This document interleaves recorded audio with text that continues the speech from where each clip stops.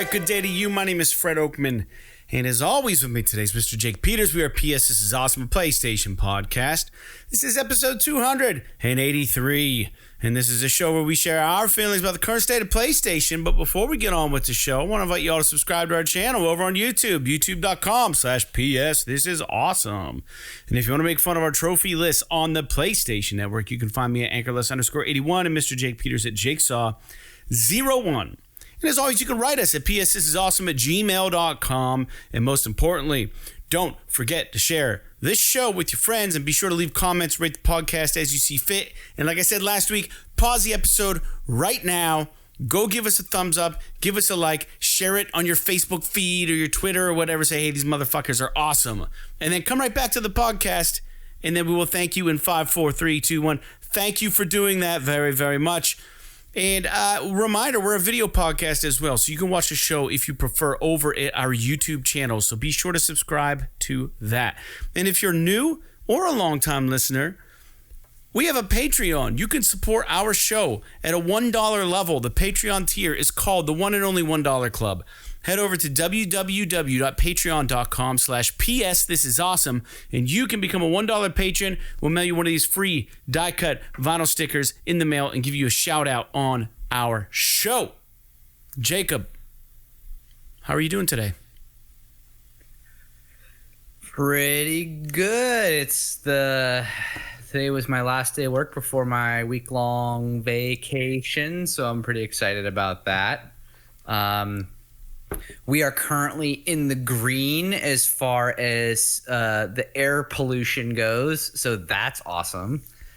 We're in like a if you actually look at the map, it's like we're in this green bubble that's just surrounded by red and yellow. Dude, it's so I'm weird. sure it's only gonna last for like a couple hours, and then it'll be shitty again tonight. But I think it's actually supposed to be green all day tomorrow, so nice, pretty awesome. Yeah, there's an air quality alert because the wildfires in Canada. So if you're a listener up that way, our hearts are with you and all your furry friends that are probably getting just scorched in the fire.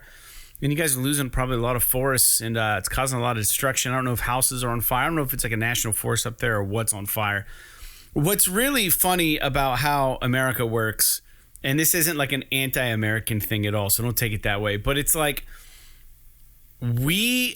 our news really only fucking talks about our air quality, but we've not like really been like, oh, we feel fucking bad for Canada. It's weird. To be fair, their wildfires are literally fucking up the world. The smoke is it's not like their fault. But I understand that. But like, there's literally like the air quality has decreased in Europe because of this. Yeah, it's really weird. And I am interested in, like, do you motherfuckers not have Smokey the Bear up there? They don't. Like, they don't have a presence, as far as I understand, good enough or large enough to really handle this. You know. To be fair, I'm sure it was super dry for like a month. So I'm sure that there was like there was like some kind of accident or some lightning strike or something is what caused all this. But it's pretty bananas. I mean, yesterday and the day before that were really bad. Like you were driving around and it was like fucking, you would think that it was like a really foggy day or something, but no, it's just smoke in the air. It smells like soot. Yeah. It smells like burning plastic almost. Like it's weird. It's weird because it's coming from Canada and we're in Pennsylvania. I mean, we're not far from Canada, but we're like a couple hours worth of drive away. So I don't know. Yeah, I've tried to find like some footage and video of all these fires to see how majestic or how that's probably the wrong word, how tragic it is. But yeah, dude, I haven't really seen a whole lot. But I mean, that's all you hear in the news is the air quality, but not really so much as like the solution. And last I heard, I thought we were sending some people up there to help fight the fire. So hopefully they get it under wraps. But yeah, I had a gig get canceled today. I was supposed to play. It was an outdoor gig. So I lost some money. They're going to reschedule me in September, but they wrote me at lunchtime I was at work and they were just like, hey, what's your opinion on playing in this right now? And I looked out the window and it was just like a haze.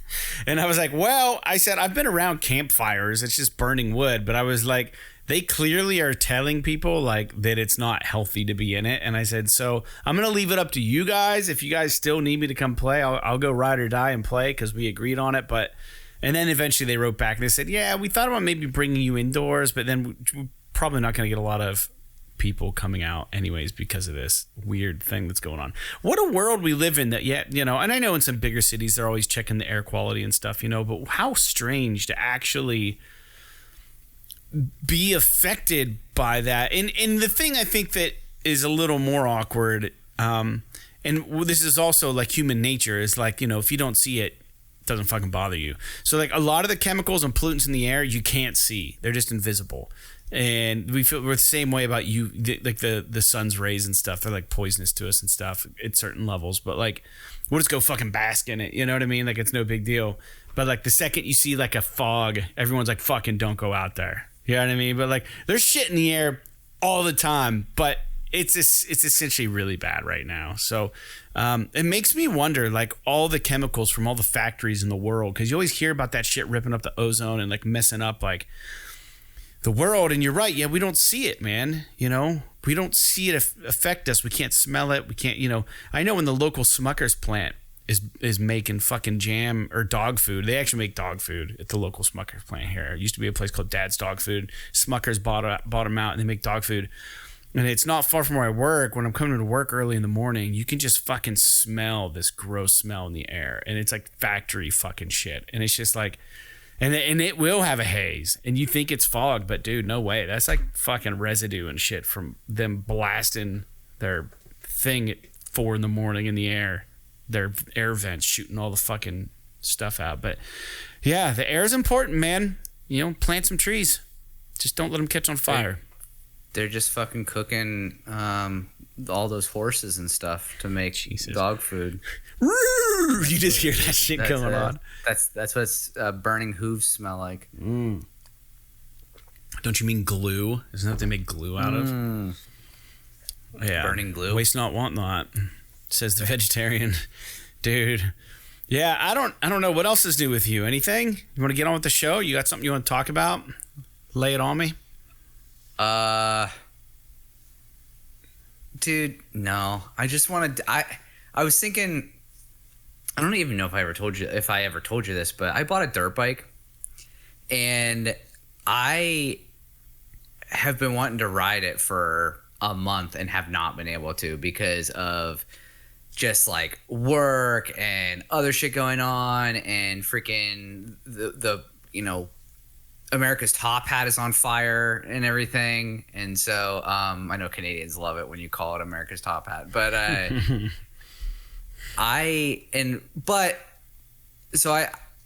would like to get back to doing that, but I am excited, even though I'm not going to be able to do that on my vacation, to be leaving to go to Florida, which is going to be, even though it's going to be hot as fuck down there, because we used to always vacation in Florida in the summertime because my grandparents were down there, and it's so hot in July in Florida, but they have beaches, they have bars, they have fucking restaurants with air conditioning, and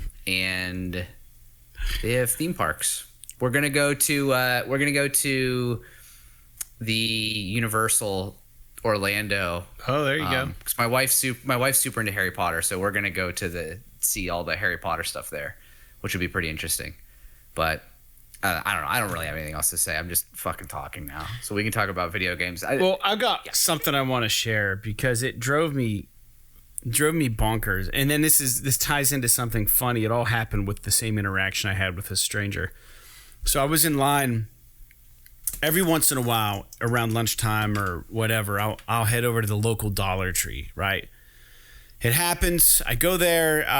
They have dollar waters that are like twice the size of what I can get at work. They're just warm. You put them in the fridge, come back to work, put them in the fridge, and you got like nice fresh water. They have these candy bars I've really been into. They're it's like a nut log, but it's like cinnamon also, and it's like not good for you. It's like 300 calories, but it's so fucking good. And it's this no-name brand I've never heard of. I was like, I'm gonna roll my dice on this, and I bought one for $1. It's $1.25 now. Sorry, but man, best candy bar I've ever had. So, anyways, I'm in line with a water and a candy bar, and they're always severely understaffed there. So it's always a gamble how quick I can get in and out. And I get in line. They have, if you ever need to buy like party balloons for like helium balloons for anything, dude, go to Dollar Tree. $1.25 a balloon. You pick them out, they'll fill them up right there for you, and life is good. So I'm in lane 2. It's lit up. That's what it means when someone is attending the register there. It's got a light on it. There's this lady at line 1, and she just keeps going like, line 1 light is out, just so you know. I'm next in line 2, and there's a lady in front of me in line 2 getting balloons filled with helium. This is the play-by-play. This is the layout of where this all goes down. She's in line 1, and she goes, "Hello? Is anyone going to come wait on me?" And I'm just like, oh, what the fuck, man? The light's not on. You shouldn't. Like, she's like, clearly, you know that like no one's going to wait on. What's going on here? And then the lady filling up the balloons looks at her. You can tell she hates her life. She hates her life, and she probably hates it every time someone asks her to fill up balloons because she knows that the line's going to get backed up because it takes a while. And she goes, "The light's on at 2. You can go to 2." And she goes, "No one's on 1?" And the lady's like, no one's on 1. No one's on 1. You got to go to 2.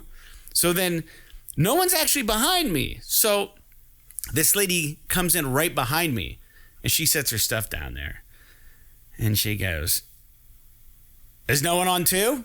And I'm like, "No." The lady and then you have the customer who ordered the balloons who's getting pissed off because this lady's like causing a fucking shit show. She's starting to run her mouth because she can't get waited on right then and there. And now the person getting the balloons made is starting to shoot the side eye to her and to me. Like, can you fucking believe this person? And like, so this lady behind me, she goes, "What's going on? Is no one working here today?" And I'm like, she just fucking. So I go, no, she's getting balloons. "Oh, those are for her?" Yeah, they are. They're for her. That's why we're waiting.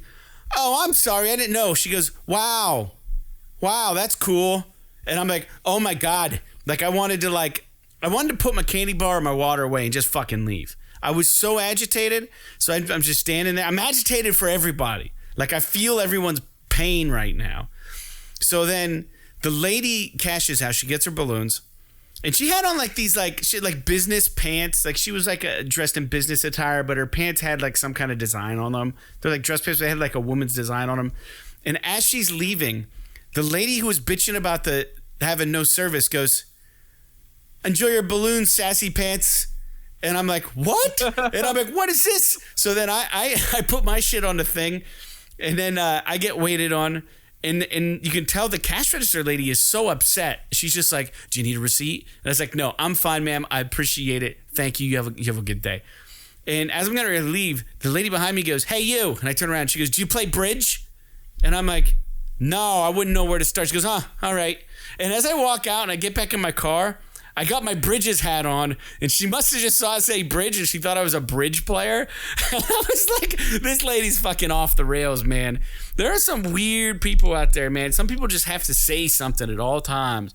But, like, I could not. God love anybody who works any kind of retail like that and have to put up with that shit. Oh, my gosh. Like, I was there for maybe 8 minutes, and I was just ready to, like, walk myself off a cliff. Like, I was like, this person, they annoyed me so much. And I have a pretty stressful job, but that was the most annoyed I've been all day. Just hearing that play out and watching that unfold. Do you got anything to say about impatient customers? Yeah, first of all,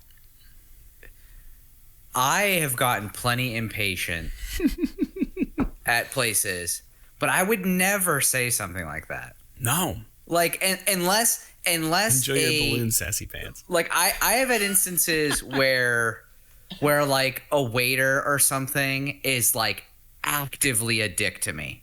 Not like they're doing their job and like I have to wait in line because they're understaffed, but like an employee is actively being a dick to me. And I'm not gonna be an asshole back to them, but I might not give them a good tip or something like that if they act that way. But like, dude, the way that people treat employees tells me that if I'm gonna put a positive spin on it, it's that this is like the one place where these people are able to like exert some kind of power over the world. I mean, because if you Customer's think about always it, right. Customer's always right. it's like, well, it's like, you know, I hate to say this, but like, you know, you're at the dollar store, so like the people that are shopping there probably aren't like aren't always the most well-off people. Sure, yeah, the demographic is usually like, a little different. You know, so they might be suffering from some kind of like, you know, life struggles or something like that. But at the same time, like, having worked a register and stuff like that and dealt with customers who are just fucking assholes for no reason, like, no person who gets paid that kind of money should have to deal with $7.15 an hour in Pennsylvania. $7.15 an hour in PA. That's what it is now. I'm sure that whoever was working that place is getting paid more than that, because everyone's getting paid more than that right now. But even still, even if she's making $15 an hour, it's like, I don't give a shit who you are. Like, I'm not getting paid for you to treat me like this. Right. I would, you know, like, you should almost have. Like, I feel like if as like a retail worker like that, you should get like a mulligan where you could just tell employees to just go fuck themselves. Yeah, right. With like zero repercussion. But you get like one. Or you get like, you know, every so often you can just tell them, like, because how if you're that person, all you need is a body cam. As a cash register person, and then you can go back and replay the fucking tape and be like, here's where I wrung out the ketchup and they didn't get their discount, and I explained to them that it wasn't the right brand, or I showed them that the coupons expired, and this is where they just fucking hit 50, level 50 out of nowhere, 0 to 50, and they just start fucking jawing off to me about how this is bullshit, and I said, listen, buddy, if you don't want the fucking ketchup, fucking leave. Just go. I'm not giving you the deal. You don't want the ketchup. You're gonna cause a shit. Just fucking go. I'm not dealing with your shit. Next, fucking go. Yeah. Especially at a place like that where like her whole order was probably fucking $6. So it's she didn't really have anything. It was probably like I actually didn't even look. I didn't want to turn around, but it didn't look like she didn't even have a cart. I do understand the whole customer is always right thing, but I don't think that the customer is always. I don't believe it. No.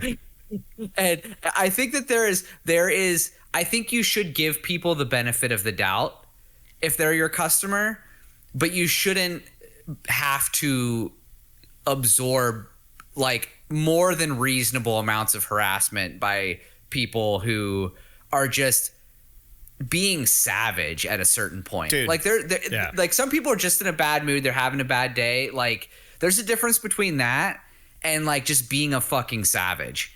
And I think that it's really frustrating. I don't know if this happens a lot of other places, but it seems like living in a rural community, we have like that dichotomy here where it's like most of the people you meet are like nicer than anyone you've ever met in your entire fucking life. And then, but like the other 30% are the biggest fucking assholes on the planet. Like there's very little in the middle. Yeah. Well, it's interesting, man. It's just interesting. And dude, I think the takeaway from all of this, not to bring up our old video show that we had on YouTube, but the takeaway is respect, man. Just respect your fellow humans. That's it. It's that simple. And then maybe even if you're wrong, you'll maybe get what you want. Like if you're just decent, just be decent. There's an SNL skit where oh God, who's the hilarious dude? Oh geez, he's so funny. Fred Armisen. Oh, yeah. Fred Armisen, the Portlandia guy. Yeah, he does this. It's like the history of punk rock, and you guys need to watch it. It's the funniest thing in the world. And he plays a character And it's something in the Bizarros. Ian and the Bizarros, and they actually have like real members of the Sex Pistols. It's like a documentary, but it's like fake, but it's on SNL, and it's so good. And the I don't know what is it in a joke, like the thing that makes everybody the punchline is that he starts singing positive songs about the Queen, the new Queen, and the band is like, we thought he was being sarcastic, you know? It turns out he wasn't. And he's like, your Iron Curtain, you know, and he's talking like doing these real soft songs. But like there's a part where like someone starts bad-mouthing the Queen and he just goes, hey, be decent. And it's like they're in a pseudo talk show. So yeah, just be decent, people, to everybody. Anyways, I'm fucking done. I'm quit talking. Let's talk about games. Dude, every episode we talk about games that we are playing, and I have a nice little surprise for everybody about some stuff. Now, it's really not even that great of a surprise, but I'm still playing Alien Dark Descent. I don't know if it's a plural or not. I can't remember. But what I did is, Jake, I created you, and I got a couple new Marines. You know what I named them? Big Box and J1. And we went on a mission together. And it's a 35-minute clip, and it's getting uploaded to YouTube right now. And it's a clip where I can't tell you what the ending is. You're going to have to just fast forward to the end or whatever. But J1 and Big Box are in there with you.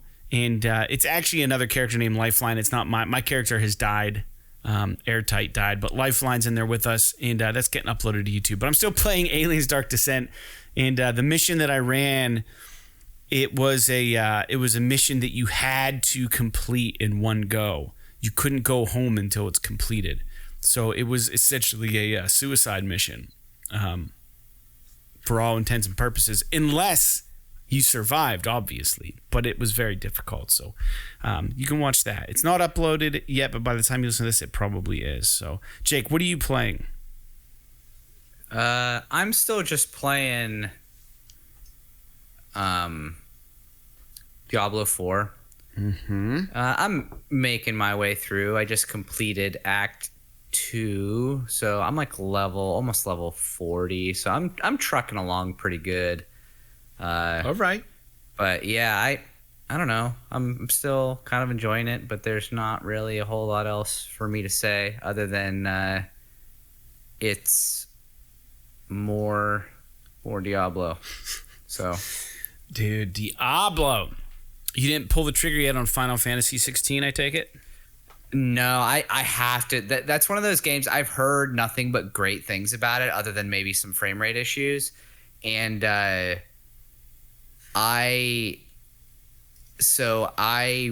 really want to wait until I'm done with Diablo so that I don't. You don't want to just leave it by the wayside. Yeah. You know. Yeah, I get it. All right, cool, man. Well, that's all we're playing right now, and it wasn't too long ago we had just recorded an episode, so we're a little light on news today, but we do have some listener feedback every show. If you guys want to write in, like we mentioned at the top of the show, you can write us at psthisisawesome@gmail.com. We prefer that you write us up on our Patreon site. Become a $1 patron every month and write us there. But we'll take pretty much anybody's questions at this point. We're pretty hard up for some listeners to write us. So thank you for writing in. And you can do that on the YouTube channel as well. So let's get into listener feedback. And we had a nice little inquiry here from Big Box. And Big Box writes in and he says, have you two explained the PS This Is Awesome origin story? How did you two meet? Was there any hesitancy in starting the show? And what have you learned since doing PSTIA? And then as an aside, we'll get to that, but as an aside, he says, I literally borrowed a Switch from Walmart just to play Tears of the Kingdom, borrowed in parentheses. And after about 15 hours with Zelda, it started to feel like a chore, so I returned it within 30-day window. It was funny hearing Jake reach some of the same conclusions I did. Dear God, that story is dog blank for how much they shove it in front of the player. 97 Metascore in my butt. Catch you next week. So, thanks for writing in about that, dude. Jake, do you have anything to comment as far as that goes about Tears of the Kingdom? Did you beat it? Are you done with it? You said you weren't playing it. Fuck no. I'll be playing it on my trip because I'm going to take the Switch with me. I still like it. Like, it's not like I'm going to return it or anything. I don't understand the Metascore. I think it's way too high. But from what I understand, the ending is pretty good in that game. But yeah, the way that they present the story to you is so fucking antiquated that it's kind of alarming when you're used to like all these like beautifully voice acted kind of games. Even Diablo, which is not historically like, it's got a lot of lore and stuff, but like the presentation as far as the story goes is usually a lot of just like basic dialogue between characters. It's all the same isometric camera view and stuff. But even that, like the voice acting and the dialogue is so good. And then you look at Tears of the Kingdom and it's like all these like non-voice acted speech bubbles that are just kind of like bland basic text that you just have to like skip through. I don't find any of it compelling at all. So I'm really interested in where it's gonna go. The cutscenes themselves I find compelling, but they're very few and far between. All the little story bits in the middle, I'm just like, I don't fucking care. Just tell me where to go next, and I'll fight some guys and build some shit and do whatever I need to do. So, I don't know. But I am enjoying it still.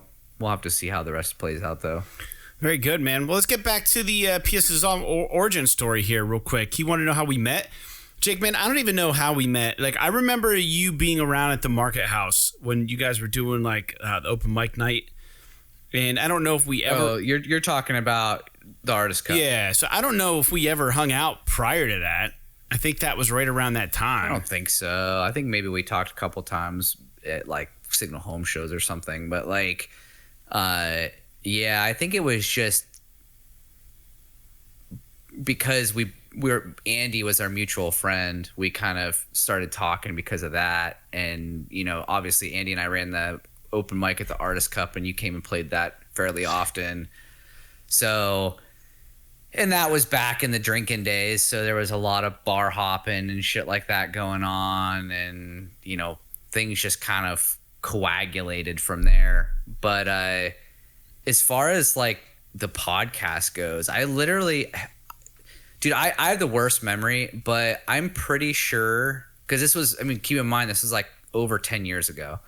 I'm pretty sure that one of the nights that we were all out at the bar, we were talking about video games because you had gotten me into, I'd gotten a PS3 earlier, like the year before or 2 years before, and you let me borrow like the Uncharted games and stuff, and that kind of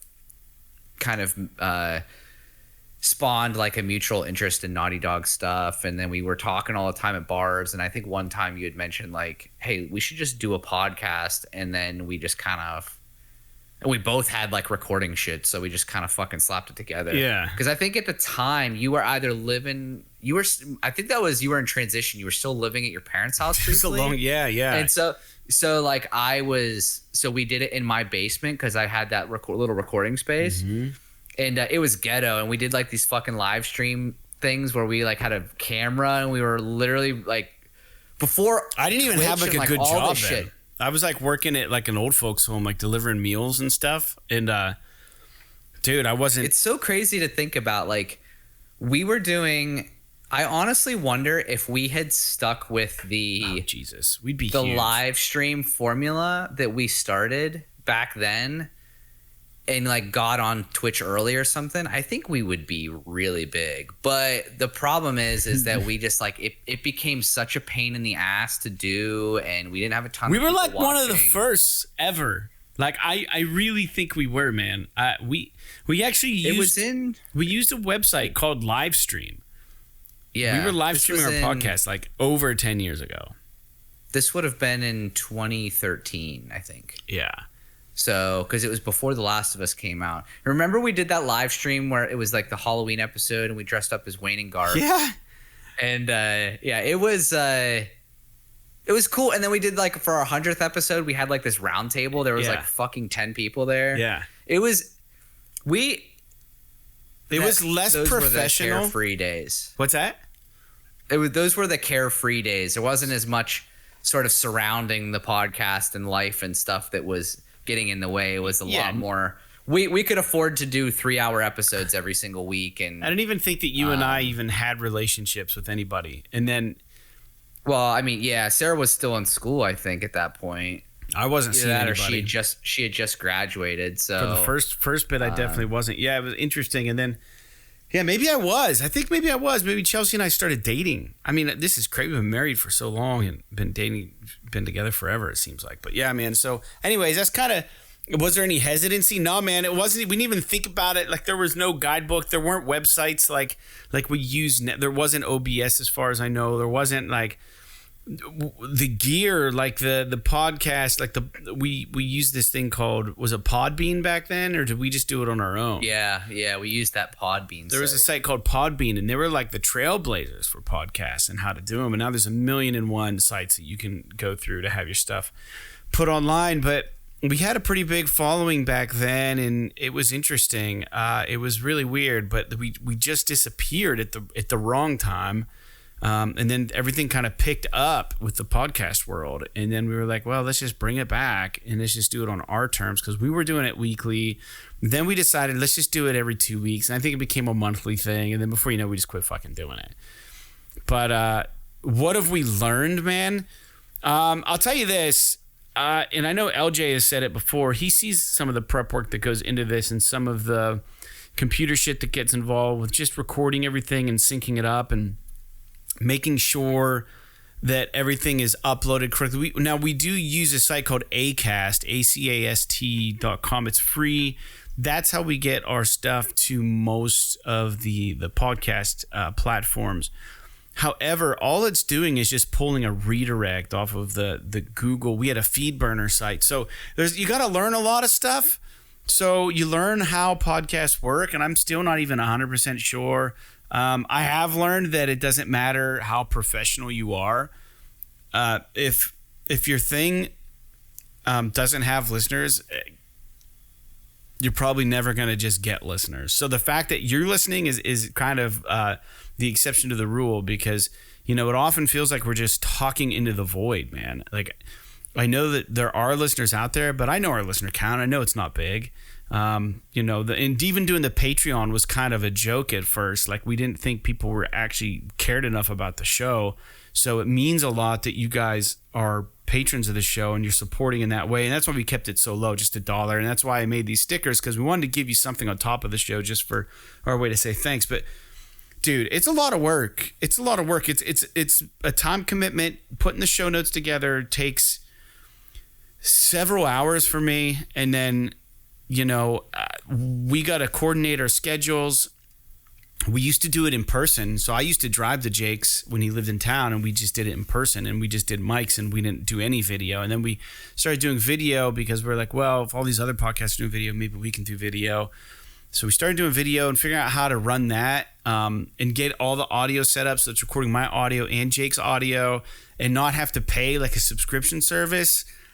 We found workarounds pretty much every step of the way, because we don't generate income with this podcast, so we don't want to lose money doing it. Like, we love to do it, but if we were losing money, it wouldn't be. I don't know. It probably wouldn't happen, honestly, because like I don't have the extra money to throw to do this. Like, so it's nice that you guys do the Patreon. So it's just a lot of work, man, and I don't. The only thing that I have learned is, like I said, is that you can be consistent all you want.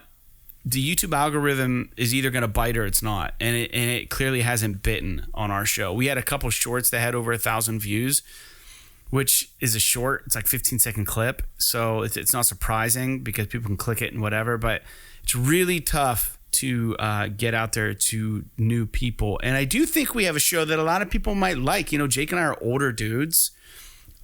We like responsible in air quotes. We're responsible adults with real jobs, and you know, we have furry pets, and we're homeowners, and we are gamers. And, none of us are famous in any regard. There are some other podcasts out there where maybe there's a member on the crew that's like a little more famous from stuff that they've done in the past, or maybe they're, I don't know. We can't seem to get guests on the show. No, we don't actively try, but it's just the two of us, and I wouldn't even know. The thing is, if we don't have the listener base to show people that it's worth their time to come on the show, then it's kind of hard to get guests on the show. But like, it's a catch-22. So like, if we got guests on the show, then maybe more people would listen.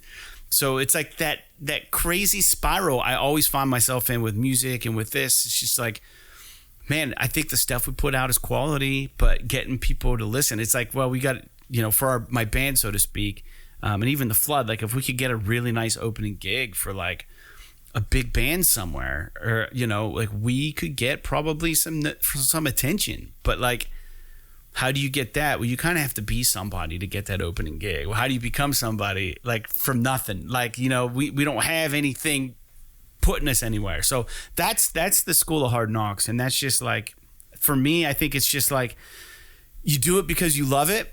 And I love talking games with Jake, and that's why we do this. And we put it out there, and if you guys enjoy it, then hopefully you sign up on Patreon and throw us $1 a month, and hopefully you come along for the ride, and we can talk games, and we're open. We like to answer questions and stuff, and that's really what this is, man. But it's not simple to do a podcast. It can be done, and we have learned that consistency is key, and we've shot ourselves in the foot because, like Jake was saying earlier, we have not been consistent. And had we been, I think the story might have read a little different, like in the present day. But Jake, what do you have to say about, what have you learned about doing the podcast since doing the podcast? I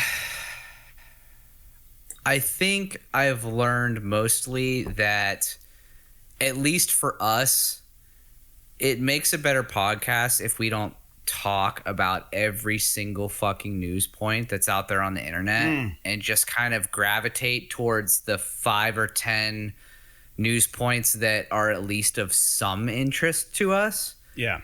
Because or relevant to the industry, right? Yeah. Go ahead. Because I guess what I'm boiling it down to is that, like, I know there's like the pros, they can fucking turn it on for anything, right? And I'm not like that. My wife always says that, like, she can always tell how I feel because I'm terrible at hiding my emotions. So, like, it's impossible for me to act like I'm super interested or have a lot of, like, opinions about like, for example, this week, I was like looking at the news and I'm like, there's like fucking nothing on here that I care about. There's like 9,000 articles about the freaking FTC trial. And I just don't want to talk about it. First impressions of Final Fantasy and like, so, but when we talk about stuff like listener feedback, or we're talking about games we're playing, or we're shooting the shit about, fucking Kojima putting his name everywhere in a game or something like that, like, I think it makes even if the podcast is a little bit shorter, I think it makes it better because we're a little bit more invested in what we mean what we talk about. Talking right? about. Yeah. We're emphatic about it. In fact, I got a surprise for the listeners coming up. Thanks for writing those questions, by the way, Big Box. Hideo Kojima is going to be on the podcast. Yeah. Speaking of which, we got the master. Yeah, I learned Japanese. P.S. This is awesome. Hideo Kojima production presented by Hideo Kojima with special guest Hideo Kojima. Yeah, I had to learn Japanese to actually get him on the show, but I'm not going to show off right now. I'm just kidding. No, yeah, so thanks. And then speaking of Hideo Kojima, One Black Talon writes in, thanks for still listening, One Black Talon. You disappeared for a while. Nice to know you're still out there. Thank you. And they write in and say the Hideo Kojima documentary is more like a commercial than a documentary. I think this is what makes me uneasy. Yeah, it feels like a commercial. And then he says, like the Raising Kratos thing was. He said, looking on YouTube, PlayStation calls the video a full-length feature, not a documentary in the title of the video. I did watch this 4 years ago. So that's the Raising Kratos. And that was the thing with Cory Barlog he's talking about. Yeah. And super good to hear from you. Thanks for that insightful response, and I'm looking at my response to you on YouTube, And it almost sounded like I was like, great to hear from you, Captain Obvious. But like, I didn't mean it that way. I just said, wow, that's super observant, because I didn't realize that. But like, it could have been depending on the day you were having one, Black Talon, you might have been like, fuck Fred. Like, because like, it was like, wow, great to hear from you. Wow, that's super observant. Like, that's how I reread it. And I was like, I didn't mean it that way. I mean, like, dude, that's like super observant. So just to clear the record, I wasn't trying to be an ass if that's how it read. But I do see what you mean. And yeah, I just wanted to revisit that just for a little bit more. And I think that does make a little bit of a difference, is that it's not really a documentary per se, but more like a commercial about him and his skill in the Kojima productions and what they can do. But I don't know. We'll see. I want to watch it. Jake, anything else on that? Yeah, definitely.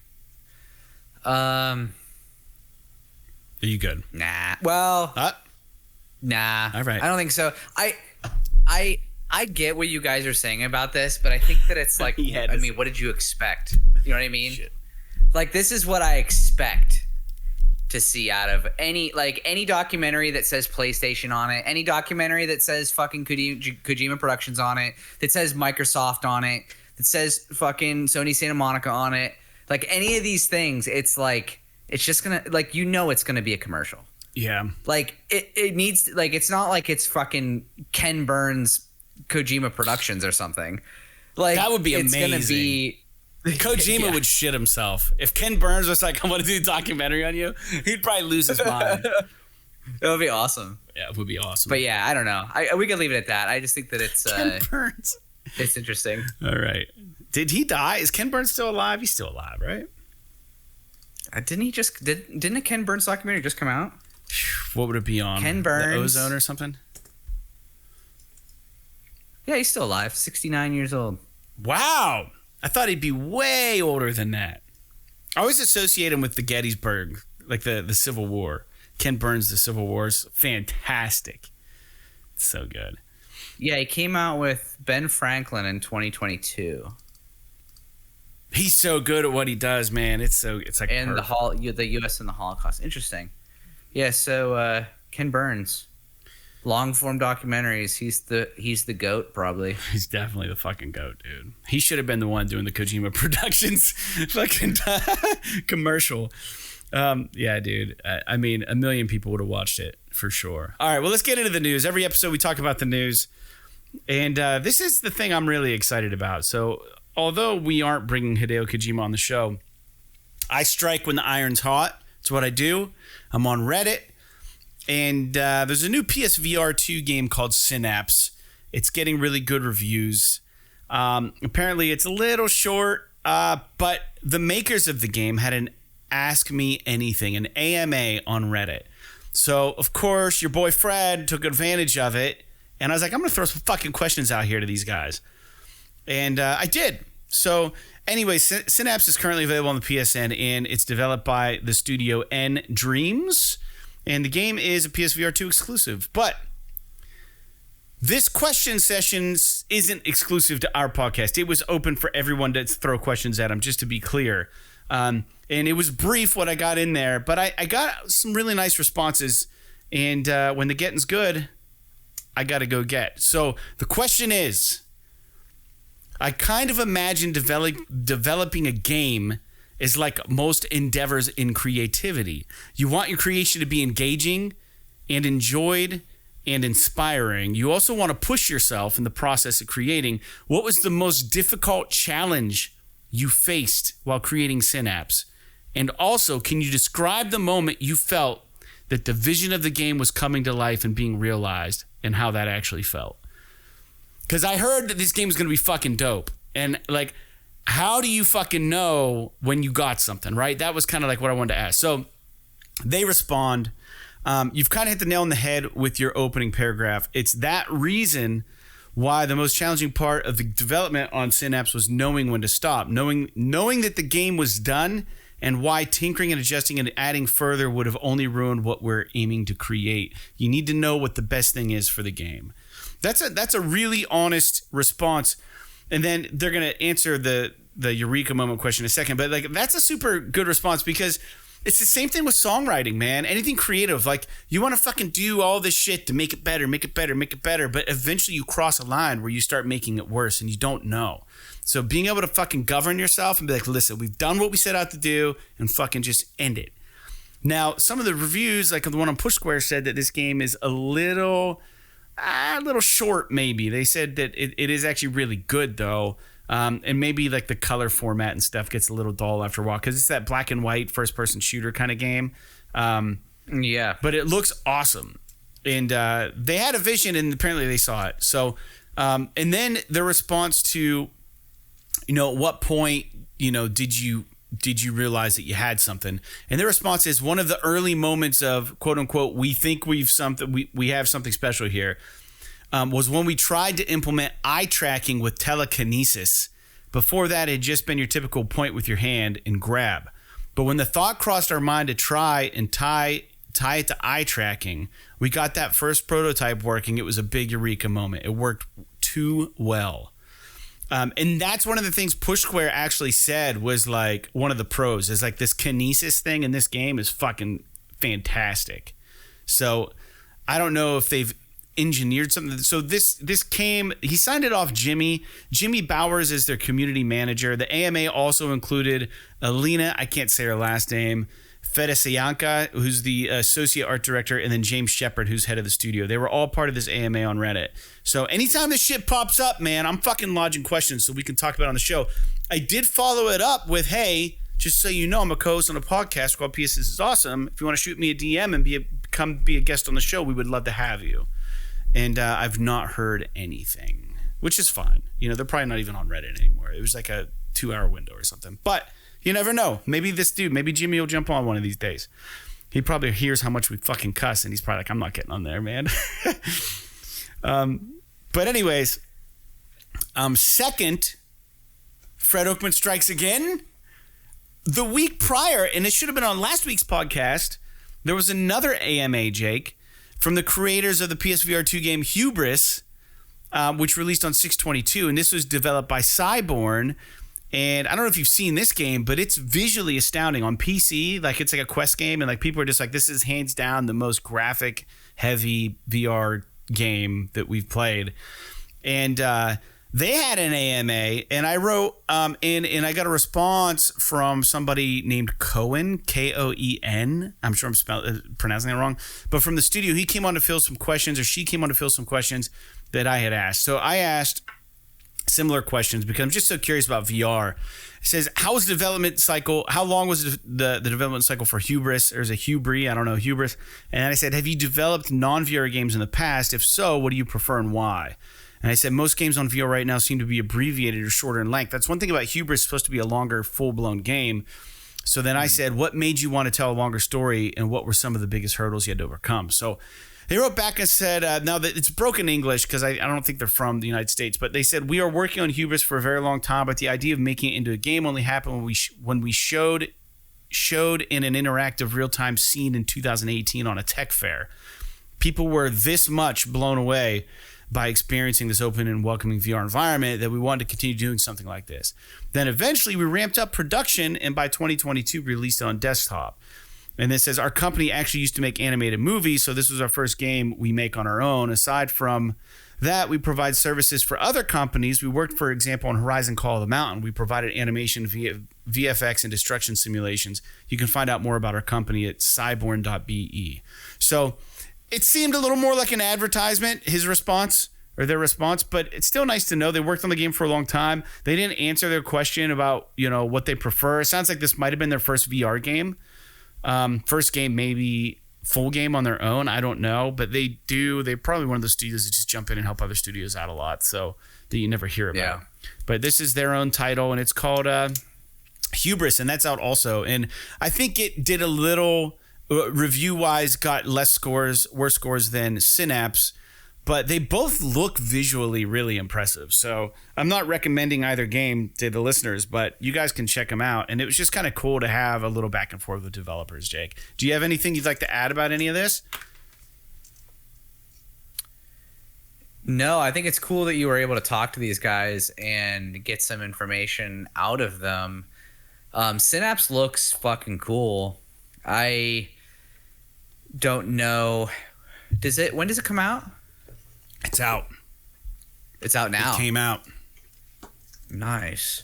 I've already kind of found myself in a position where No, I take it back. Sorry, tomorrow.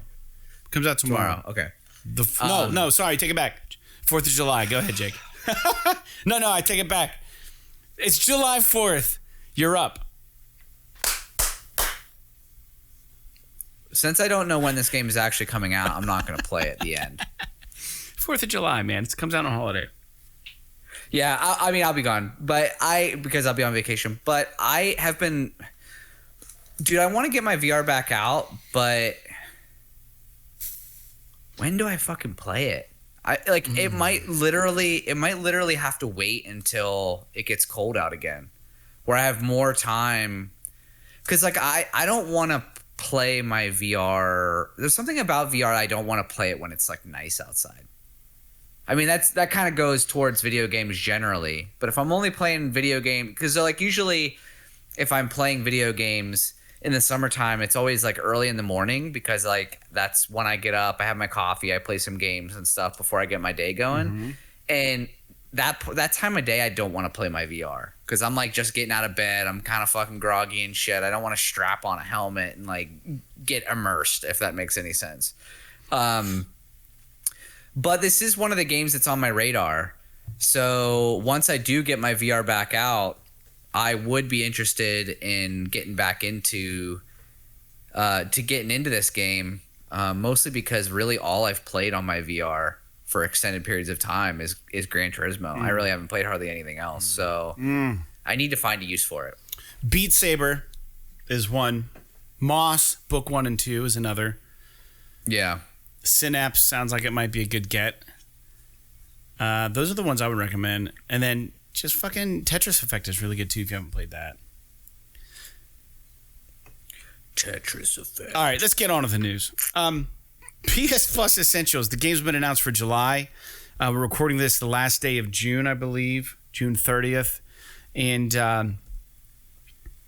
I gotta say, I'm really impressed with this offering. It's fucking lit.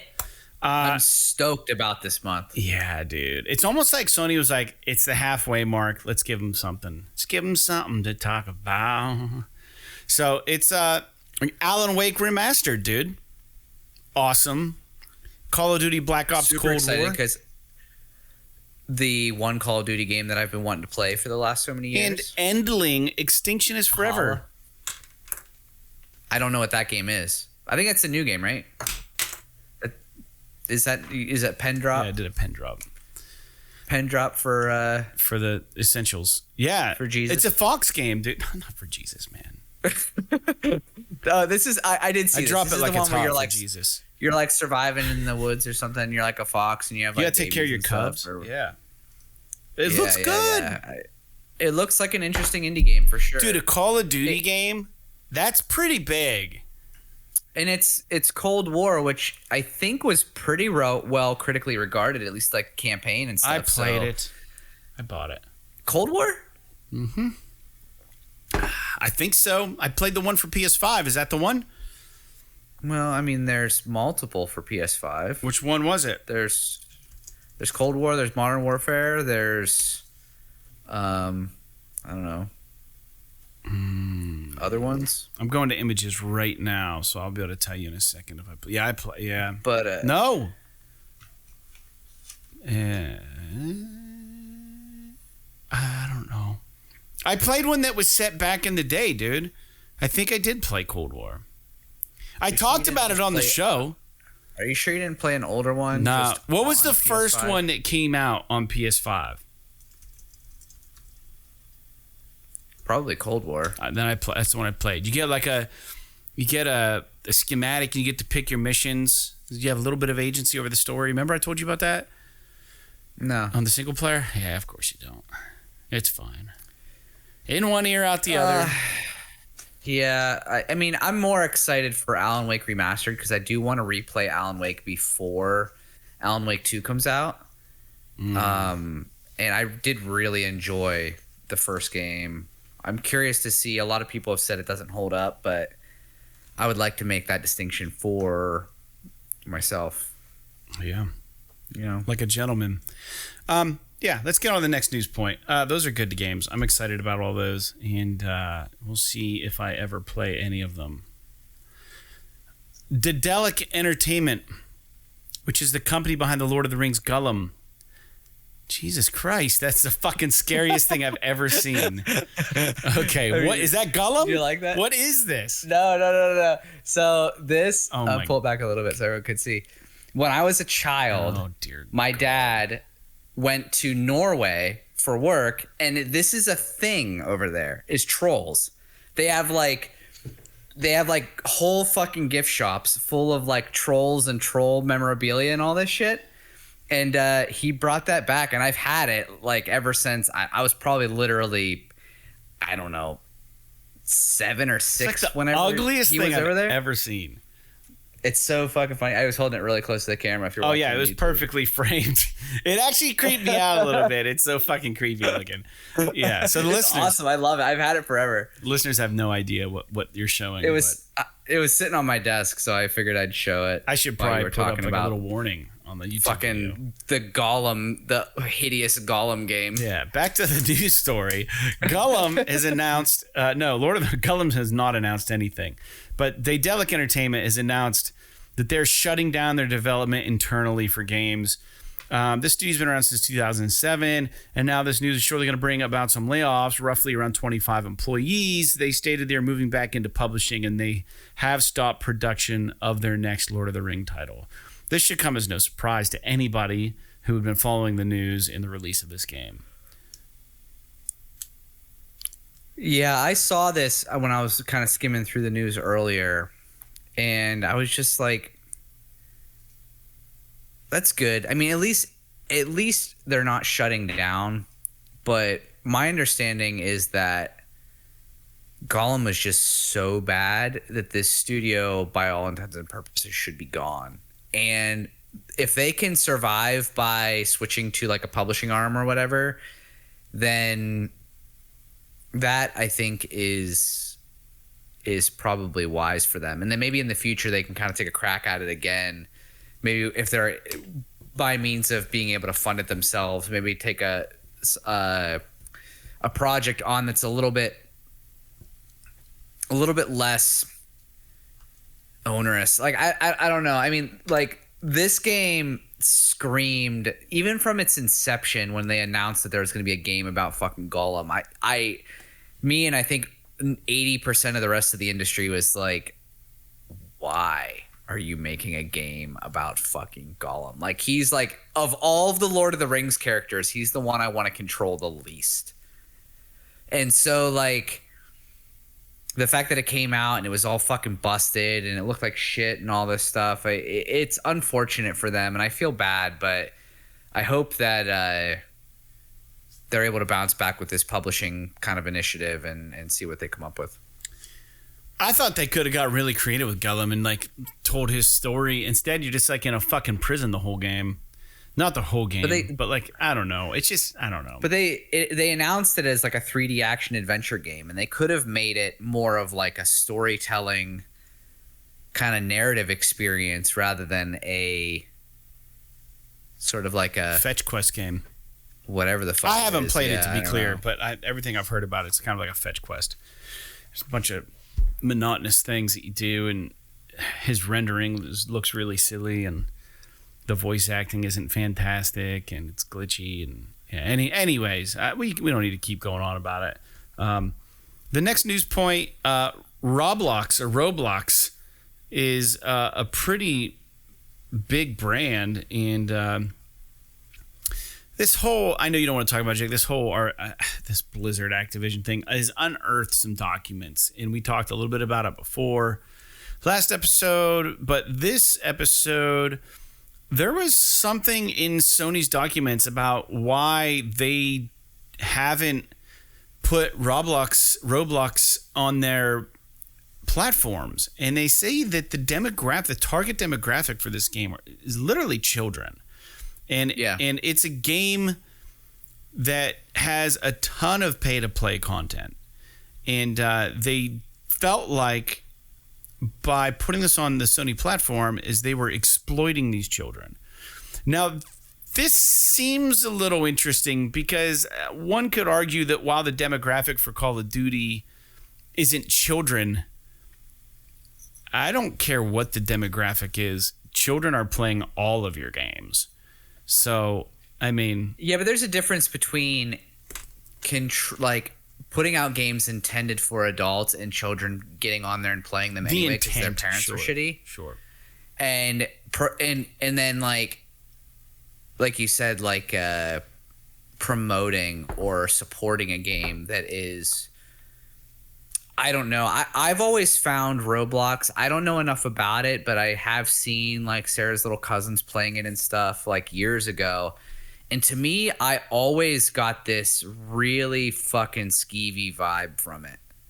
And I don't know what that is, but like everything that I saw in there was like, this might be a crotchety old man in me, but I'm like, is this damaging our children? Like just watching these kids play it, and maybe it's different now, but like, you know, and they're talking to people, they're talking to strangers online, and these are like small children playing this, not fucking, you know, teenagers. We're talking about like 6, 7, 8-year-olds fucking on their PC playing this game, talking to strangers, and you know, running around with their blocky people, you know, solving murders or whatever the fuck they're doing. And I would love if somebody knows anything about Roblox and wants to write in to educate us. I would appreciate it because I've always felt like it was it seemed like it was a place that could easily be used to manipulate and take advantage of children. And I never really, but please take that with the disclaimer that I have not looked into it, don't know anything about it. This is just my experience watching a couple of essentially family, like little family members play it 5 or 6 years ago. So maybe it's completely different now. Maybe it's completely different than what I think. But think of our children. We are the world.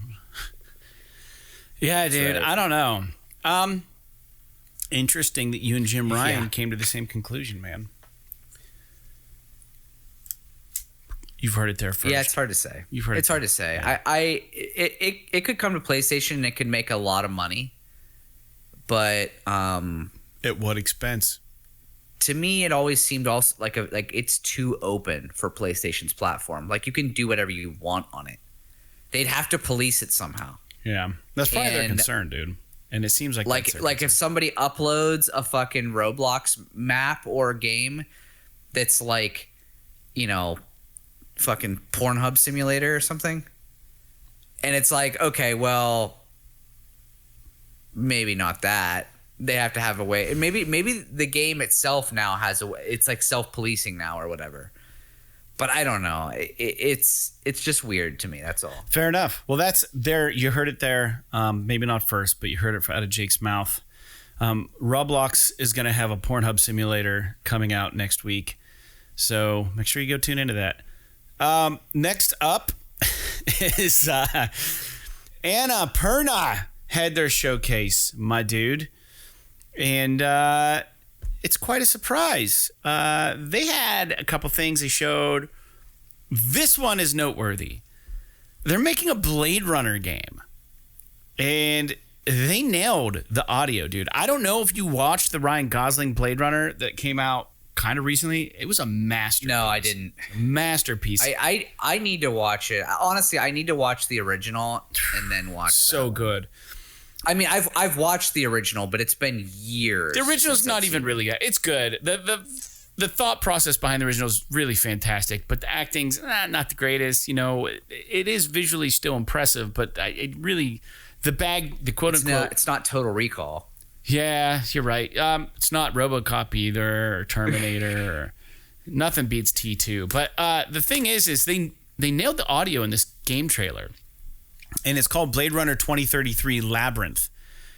it just looks fucking awesome. And you don't really know what it is, but it does look cool. I'll say this. We know that Anapurna is good with environments because the environment in Stray was awesome. And it's not that too far of a leap and a jump to Bladerunner world. And I bet you that's kind of what got him thinking. To be fair, Anapurna's the publisher, not the developer. Who developed Stray? But are you sure? B2?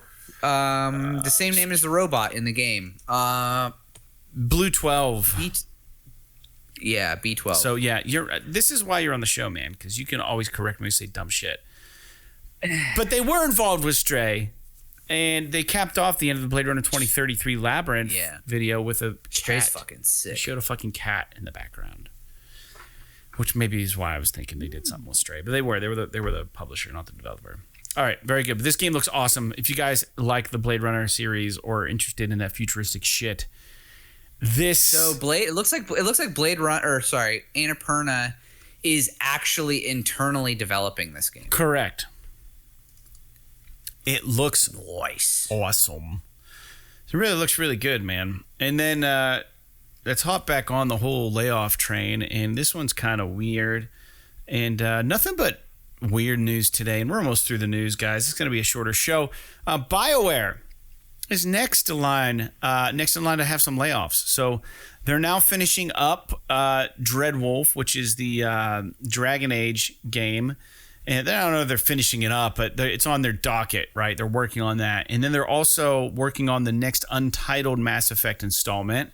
The general manager of BioWare and the executive producer of Star Wars The Old Republic came together and indicated most recently that Star Wars The Old Republic is being sent off to Broadsword to be worked on, and that the current team that's working on The Old Republic, most of them will be invited to accompany that game on its move to Broadsword, but unfortunately not every role is going to make that move.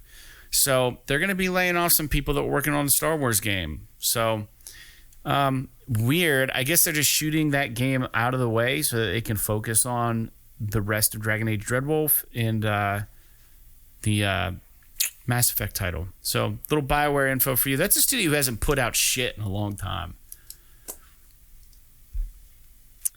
Yeah, it's very, very believe it when you see it kind of territory with BioWare at this point. They have no goodwill. I mean, they haven't released a game worth playing since Mass Effect 3. So the last game that BioWare released, well, they had some sort of Dungeons and Dragons thing they put out in 2023, but that doesn't really count. They did the BioWare bundle. They did in 2018. They did Neverwinter Nights Enhanced Edition, so it was a game that was already out. They did an enhanced edition of that in 2018. Short of that, the last game they put out was Inquisition in 2015, from what I can tell, looking at the internet real quick. They did the Legendary Edition for Mass Effect, already fucking done. You know, they did do some nice work to it, but they haven't done shit, dude, in a long-ass time. So I'm a little worried about BioWare and what they're up to, you know? I don't know, Jake. They canceled Shadow Realms in 2015. Andromeda. Oh, they released Andromeda in 2017. So they did put out Mass Effect Andromeda. So I take that back. And I don't know. They did Anthem. Sorry, take that back. They did Anthem in 2019. So I'm shooting myself in the foot again, which is what I do. But after Anthem in 2019, we haven't seen anything new from them. 19 to 20, 20 to 21, 21, 22. It's been about 4 years. But they did cancel Shadow Realms, like I said, and Andromeda really didn't do very well, from what I understand, and Anthem did very poorly. So their last two releases have fallen short of expectations. Definitely. All right. Next news point. And last news point. we would be remiss to not mention Hideo Kojima again on the episode, because we had such a nice short video of Jake just talking about Hideo Kojima on YouTube. And if you guys want to clip out some shorts and post them, feel free to. But yeah, dude, Hideo Kojima and Jim Ryan, there's a picture of them posing next to the Kojima Productions astronaut, and Hideo's wearing a PlayStation hoodie. No one knows why Jim Ryan was there. My guess is Sony's been making their rounds to check up on these mile markers to see where studios are with their game projects. And my guess is Jim Ryan just popped in to say, hey, where we at on the Death Stranding 2? Show me what you got, Hideo. And he probably made Jim Ryan sign all kinds of shit and sign his hoodie too while he was there. But I don't know, man. That's probably what Jim Ryan was doing there, right? That'd be my guess. Getting Kojima autographs? No, looking at the progress of Death Stranding 2, which I'm so excited for. Yeah, probably. I mean, I never did beat Death Stranding. So fucking good. I'd like to get back to it at some point.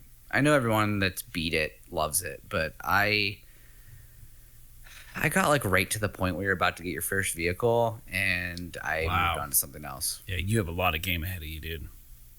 Yeah. All right. Well, yeah. I'm sorry to hear that. But yeah, just so the listeners know, the next game to get canceled after Factions will be Death Stranding 2, because Bungie will say it does not meet the games as service. No, I'm just kidding. Could you imagine? What if Bungie steps in and puts the kibosh on Death Stranding 2? There's no fucking way. But what if they're like, yeah, this was going to be a big surprise. It was going to be a games as a service. And they're saying no go. Turns out it's a streaming only title for the Palm Pre. Oh my God. Where you have to plug it into your PS5 in order to fight the red guy, whatever the fuck his name is, so that you can save the girl's baby from Norman Reedus. Right. And then the only way you can get past the one boss is to use a BlackBerry and type in the cheat code and then email it to your PlayStation Network account through a secret portal. And then you have to click the glyph with your iPhone, and then you can beat the boss. Dude. Definitely. What if they made There's shit probably like one that? of those CAPTCHA things in there, too, to make sure you're not a robot. Yeah, anyways, dude. Fucking Palm Pre. You remember that thing, dude? Yeah. Andy had one of those. Yeah, I know. Who did? He was so proud of it when he had it. Who? He bought it. He was so proud, and it was like awesome, but it was like 3G times, like early 3G times, and it was like slow as fuck compared to what we got now. And times are changing, man. Yeah, wouldn't wish that hell on anyone. Yeah, dude. Anyhow, dude, that's it for the show. We do have a couple new games I want to talk about before we sign off. Now, Push Square did not have their ultimate list. They don't put it up till Sunday. We're recording this on Friday night. The reason being is, number one, Jake is going to be out of town for a while. And reason number two, we were late on our last show, so we want to make sure we give you a show here earlier this weekend for the patrons. And if you are a patron, you get the show early sometimes, not always, but we do upload it as soon as we can for all of the subscribers of the show. New games coming out. F1 Manager is coming out on July 31st. MX vs. ATV Legends Season 1 on July 4th. Star Sand on July 7th, Vengeful Guardian on July 7th, and The Legend of Heroes Trails into Reverie Deluxe Edition on July 7th. I'm sure there are more games hitting the PlayStation Network, but those are the only ones I could find. So deal with it, you listeners. Jake? I don't know that there's anything there. Star Sand, dude? That I would like. There was a game. There was a. What's that? Star Sand. I don't even know what it is. I mean, it's awesome looking. It sounds like it's got a 30% on GOG. No, it's save 30%. Nice. Sorry, it's got 30%. Save 30%.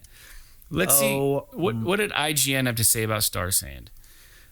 Star Sand, made by Tunnel Vision Studio, is not rated. 29 hours to beat the main story. And it says it's a mystic survival game set among the dunes of an arcane desert, an open world full of danger, vast environments, and mysterious happenings await you. Explore, hunt, craft, build, and survive. It looks weird as fuck. It's like, it looks like they want to be Assassin's Creed first person. I don't know. It's like a Rust or something like that, but you're in a freaking desert as opposed to, I don't know, freaking a mountain or something. I don't know anything about Rust, but I'm not gonna lie. Like every time I see these like MX versus ATV games and stuff like that, I always get thrown back to one of my absolute favorite fucking PS2 games, and my brother will know if he's listening to this podcast, was ATV Off-Road Fury and ATV Off-Road Fury 2. We had those for PS2, and we got some of the most mileage out of those fucking games of any games that we had growing up. It was like those games and Grand Theft Auto 3 / Vice City got the most mileage between just like passing controllers around or racing each other or doing like running around, like because they had these like open world modes where you could just like, it was just a fucking open world and you were on an ATV and you just rode around and like jumped shit and like went real crazy and stuff. So I don't know. I mean, I don't know that I would ever get back into one of these games. It'd have to be arcadey like the old ones were. Like some of these games are too, like the new like Monster Energy Supercross and all this stuff. Like they're too like simmy. Like I want a fucking arcadey ass like ATV game again. So maybe that's what this is. I don't know, but I don't know that I care enough to jump back into it. Something like this. Maybe if there's a demo, I'd play it. But I don't know. That's all I have to say about that. Yeah, I think one of the games I got the most mileage out of on PS2 might have even been PS1 was Cool Borders. Oh yeah, that game was sick. I played Cool Borders a lot. A PS1 game. Yeah, I love that game. The Grand Theft Auto games, like you're saying. I really enjoyed. That was a PS1 game. I really enjoyed. I liked. Did you ever play? Do you remember they had Tony Hawk's Pro Skater, right? Yeah. And then they released Sean Palmer Snowboarding. No, I never played it. It was like Sean Palmer's Pro Snowboarder. It was I think that was on PS2, and it was in the same vein as Tony Hawk, but it was a snowboarding game. And pretty cool. The only snowboarding game I really put a lot of time into on PS2 was SSX and SSX Tricky. Both of those games. Even though like they weren't what I wanted more of like a Tony Hawk style snowboarding game, or like a 1080 snowboarding on N64. I don't know if you remember that at all. No. But 1080. I remember like in 1080 snowboarding, you had to like do this ridiculous button combination to do a 1080, which is just like rotating 3 times in the air. Whereas like a lot of other games, you literally just go off the jump and just press like the left or the right, and he just like rotates in the air. And so like it was pretty wild, but yeah, I don't really have a whole. So I was looking at Sean Palmer's Pro Snowboarder, got a 3 out of 10 on IGN. So that tells you how good that game was. Yeah, very, very good, apparently. I don't know that it was that bad, but it wasn't all that. I would say the original Red Faction I played the shit out of. And then fuck yeah, dude. If we want to go back to Sega Genesis, there was this fucking game called Skitchin. Have you ever played fucking Skitchin? I don't know if that's the skateboarding one. Nah, dude. Skitchin, according to Wikipedia, this game I could not get enough. Puts the player in control of an inline skater, so rollerblades, competing in a tournament spanning 12 different cities, including Vancouver, New York, and San Diego. The skater advances to the next race by finishing in 5th place or higher against a varying amount of opponents. During a race, the skater can accelerate, jump, crouch, attack neighboring racers, and engage in skitching, the act of clutching onto a moving vehicle's bumper to gain momentum. It says at any point... Yeah, so that is a skateboarding term too. So yeah, that's why I was confused. Dude, at any point while skitching, the skater can propel themselves off the bumper, which can be used as slingshot to another vehicle or escape from an opponent. Skitching on the same vehicle who will try to shove the skater off. Weapons such as nunchucks, chains, pipes, crowbars, whips, and baseball bats can be picked up off the road and used to attack opponent racers. Traffic cones on the side of the road may indicate a nearby weapon. Some opponents wield the aforementioned weapons, which can be taken and used by the skater if the enemy racer is attacked as they are holding the weapon out to strike. The skater can carry multiple weapons at once and cycle through them to select a weapon for use. The skater can also perform tricks after skating off a ramp. If the player presses one of the buttons while the skater is midair, and it says when a trick is successfully performed, a trio of judges momentarily appear in the lower left corner of the screen and rank the trick's complexity. This game, you start with money, $100. You earn more money when you win races, and then you get more money for skitching on certain cars and performing tricks and knocking down opponents. And then every new race requires an entry fee to get in. This fucking game was the best Sega Genesis game. Hands down. Better than Streets of Rage. True, but the music. There's no fucking way. Yeah, dude. This game looks like, and I'm so platforms. I'm trying to look at the developers. EA Canada. They need to make another fucking Skitchin, dude. This game was so good. I mean, it's not. This game literally to me looks like it's like Road Rash, dude. Yeah, it's a fucking like a inline rollerblading version of Road Rash, and it is also, they're both EA games. People remember heartwarming ads. Oh, shit. So Hold on, guys. Sorry. Bundle and save with. I had an ad come up. I apologize. I was trying to find Skitchin. I wanted you guys to hear the soundtrack because the soundtrack to Skitchin is so good. They've got like grunge sounding songs and like definitely 90s grunge sounding shit that they wrote for the game, but it's so good. It's like some of these. We should cover a fucking Skitchin song, dude. Yeah, wild. I'm done talking about Skitchin. It's so good though. If you've played Skitchin, write us at psawesome@gmail.com. Also, if you have anything to say about this show, have any comments, feedback, please write and let us know. Make sure to send us $10,000 every day of your existence, and Jake and I will never have to work a job again, and we'll talk all the fucking PlayStation you want. I'm just kidding, obviously. I'm just acting goofy. But no, we do appreciate you guys listening. And for real, let us know what games you guys are excited for. If you guys are VR2 owners, what do you think of the way Synapse and Hubris look? What games should Jake get for his VR2? But of course, he's not going to play it till the weather gets cold.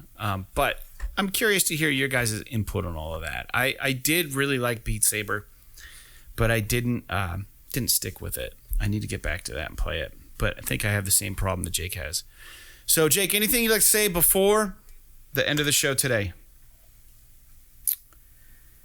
No, I don't think so. I think I'm good. I am really excited to go on vacation. Tomorrow is a cleaning day. I don't know about you, but I have this thing where I fucking hate leaving for a period of time and coming back to a dirty house. I don't know why. It makes me want to kill myself. So Sarah and I are going – she actually did a lot of cleaning today. But tomorrow I'm going to help her. We're going to get the yard mowed.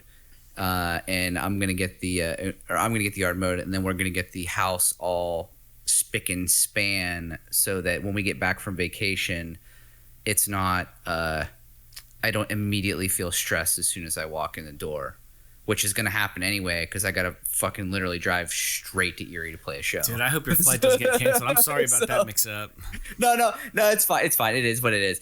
I should have probably checked the website, but before I booked the flights. But it is what it is, man. It is what it is. Enjoy your vacation. If you can't make it back in time, dude, I don't know what we're gonna do. I'll go play fucking solo if I have to. You know what I mean? You guys could play without me. I mean, it wouldn't sound as full, but you could do it. Yeah, it'd be rough. I think we'll be fine. It will be fine. It would just sound. The listeners are like, what the hell are these guys talking about? Long story short, we had a show booked at this place for a long time. We have a Google Calendar. Apparently, it wasn't syncing with Jake's calendar on his phone. And he booked this vacation. And the day he flies back to town is the same evening we have this gig. So if there's any flight issues, it's going to be fucking cutting it really close. But that's all right. We'll be good. Yeah, I have a bit of a window, but it really boils down to like, as long as my flight's not delayed like 3 or 4 hours, I should be okay. You're not flying over the wildfires in Canada, so you should be fine. No, I should be all right. But yeah, I guess we'll find out. Well, worst case scenario, I'll build an airplane and I'll come pick you up in it.